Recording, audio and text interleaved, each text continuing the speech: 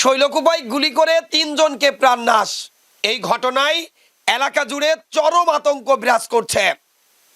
জনমনে প্রশ্ন, এর পিছনের রহস্য কি?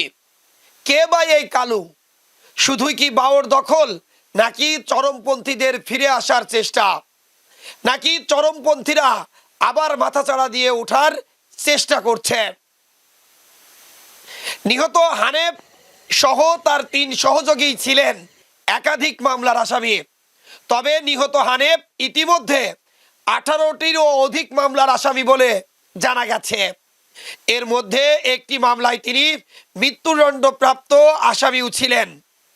তার এই মৃত্যুদণ্ড হাইকোর্টে বহাল থাকলেও আওয়ামী লীগ সরকারের বিশেষ সুবিধায় তিনি মুক্তি পান।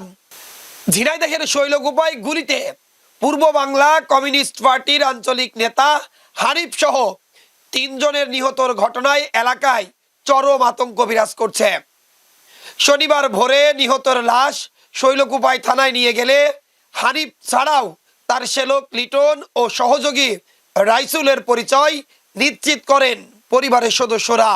দুপুরে তাদের মৃতদেহ ময়নাতদন্তের জন্য ঝিনাইদহ সদর হাসপাতালের মর্গে পাঠানো হয়। শুক্রবার বিকালে মোবাইল কল দিয়ে তাদের বাড়ি থেকে ডেকে আনা হয় বলে দাবি করেছে হানেফ, লিটন ও রাইসুলের স্বজনরা। তারা এই ঘটনার সুষ্ঠু তদন্ত ও বিচারও চান।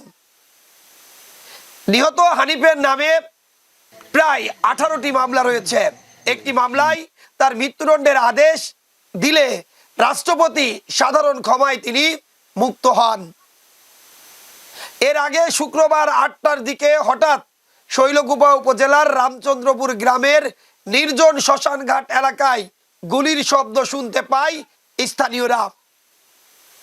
পরে পুলিশ এসে ঘটনাস্থল থেকে হানেফ সহ তার 2 সহযোগী লিটন ও রাইসুলকে মৃত অবস্থায় উদ্ধার করে। সব মিলে বলা যায়, একসময় চরমপন্থীদের অভয়ারণ্য হিসাবে পরিচিত ঝিনাইদহ, কুষ্টিয়া, যশোর এলাকা, এর মধ্যে ঝিনাইদহের হরিণাকুণ্ডু, শৈলকুপার রামচন্দ্রপুর এবং একই সাথে ইসলামী বিশ্ববিদ্যালয় বা ইবি থানা এলাকায় চরমভাবে বিচরণ ছিল এই চরমপন্থীদের। দীর্ঘদিন তারা মাথাচাড়া দিয়ে না উঠতে পারলেও গত 5 আগস্টের পর আবারও তারা মাথাচাড়া দিয়ে উঠছিল, এমন খবর বিভিন্ন সময় গণমাধ্যমে এসেছে। প্রাথমিকভাবে যেটা জানতে পারি সেটা হচ্ছে যে হানিফ, যার কথা বলছি, সে পূর্ব বাংলা নিষিদ্ধ ঘোষিত সংগঠন পূর্ব বাংলা কমিউনিস্ট পার্টির আঞ্চলিক কমান্ডার ছিল। তার বিরুদ্ধে একাধিক হত্যা এবং অস্ত্র অপহরণ ও চাঁদাবাজির মামলা ছিল। নিহত হানিফ হরিণাকুণ্ডু উপজেলার কুলবাড়িয়া গ্রামের আব্দুর রহমান হত্যা মামলায় মৃত্যুদণ্ডপ্রাপ্ত আসামি ছিল। পরবর্তীতে রাষ্ট্রপতির সাধারণ ক্ষমা নিয়ে জামিন পায় মর্মে এগুলো জানা যায়। এছাড়াও হত্যাকাণ্ডের দায় স্বীকার করে জাসদ গণবাহিনী জনৈক কালু পরিচয় দিয়ে গণমাধ্যম কর্মীদের কাছে একটি হোয়াটসঅ্যাপ মেসেজও আপনাদের কাছে আসে, আমরা এটা পেয়েছি। আমরা এটা নিয়েও কাজ করছি এবং অবশ্যই যে হত্যার যে মোটিভ এবং হত্যার যে কারণ, এটা আমরা খুঁজে বের করার চেষ্টা করছি। এবং একই সাথে আমাদের যে নিহত যারা হয়েছে এরা লাশ আমরা ময়নাতদন্তের জন্য মর্গে প্রেরণ করেছি।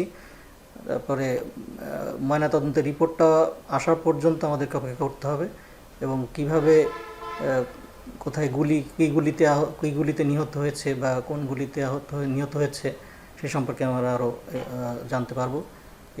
এছাড়া হত্যা মামলা গ্রহণের কার্যক্রম প্রক্রিয়াধীন রয়েছে। আর এছাড়া আমাদের সাথে সিআইডি, পিবিআই এই মামলাটির ছায়া তদন্ত করছেন। ইভেন র্যাব এবং সেনাবাহিনীর সদস্য ঘটনাস্থলে উপস্থিত ছিলেন এবং তাদের সহায়তায় আমরা এই ঘটনার যে মূল মোটিভ, কী কারণে হত্যাকাণ্ডটি ঘটেছে সেটা আমরা জানার চেষ্টা করছি এবং অচিরেই আমরা এটা জানবো ইনশাআল্লাহ। আচ্ছা, প্রাথমিকভাবে আপনারা কি পেয়েছেন যে আভ্যন্তরীণ জনযুদ্ধের আভ্যন্তরীণ কোন কি এই হত্যাকাণ্ড, নাকি প্রতিপক্ষ কোনো চরমপন্থী সংগঠনের দ্বারা নিহত হয়েছে?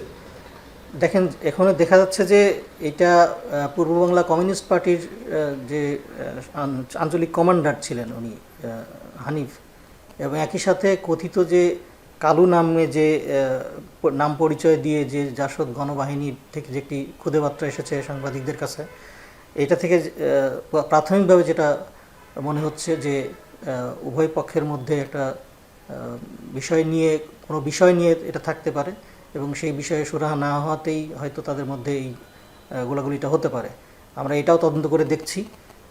আমরা তদন্তটা সম্পূর্ণ করলে আপনার ডিটেলস জানাতে পারবো।